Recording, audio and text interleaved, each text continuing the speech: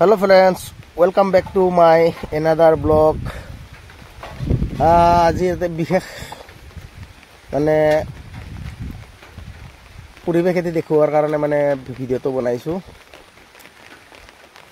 এই ৰেমাল নামৰ সাগৰীয় বতাহটোৱে আমাৰ ঘৰত বহুত ক্ষতি কৰিলে। তাকে দেখুৱাৰ কাৰণে মানে এই ভিডিওটো প্ৰস্তুত কৰিছো।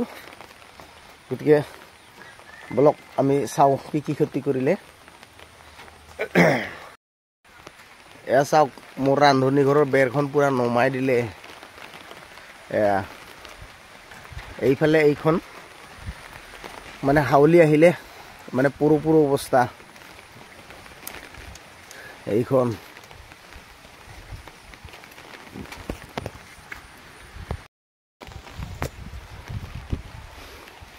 কঁঠালবোৰ এনেকে হৰালিও ৰাইজ এইয়া বেয়া লাগি যায়। একদম মানে এনেকে হৰালে কঁঠাল আম ইমান ধুনীয়া ধুনীয়া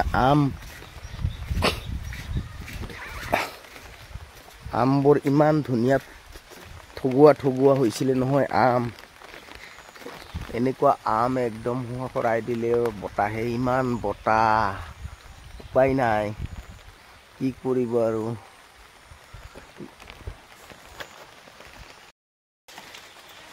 এয়া কলগছ, এয়া একদম বেয়া অৱস্থা। চাই লওক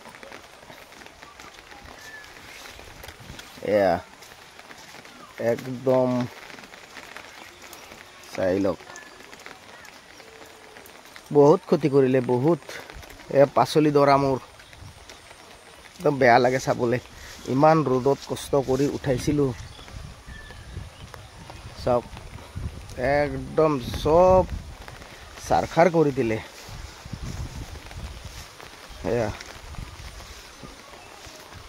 এয়া নতুনকে উঠাই আছিলো ইমান ধুনীয়াকৈ, একদম মানে টচ নচ কৰি দিলে, বেয়া লাগি যায়। একদম ধুনীয়াকে বগাবলৈ লৈছিলো জিকা আৰু ফুল, জাষ্ট মানে চানিখন দিহে আছিলো, একদম চব মানে নোহোৱা কৰি দিলে। এইকেইদিন চব্জি নিকিনাকৈ খাই আছিলো, চব্জিৰ পইচাটো বাচি আছিলে, সেইটোও নোহোৱা কৰি দিলে। একদম মানে বতাহ, এনেকুৱা বতাহ নহয় বাপ, আচৰিত।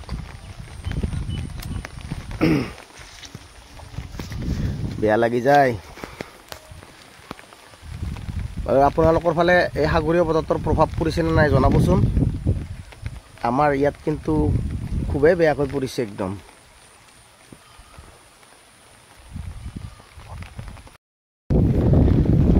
এয়া জিকা আৰু ক'ত খাব পাম আৰু আশা নাই। এয়া এইবিলাক টিহা লাগি আছিলে, মজাকে টিহা লাগিছিলে, নেচেৰা লাগি আছিলে। নেচেৰাবিলাকৰ অৱস্থা চাওক, একদম অৱস্থা কাহিল। নেচেৰা লাগি আছিলে এনেকে মজাকে চব একদম। এয়া টিহা,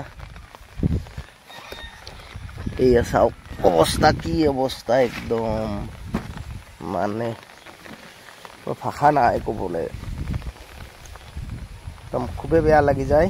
এইবিলাক জিকা লাগি আছিলে, কি ক'ব আৰু।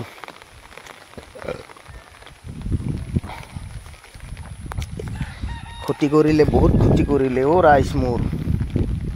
তাতে কাম কৰিবৰ সময় নোপোৱা মানুহ, উপায় নাই।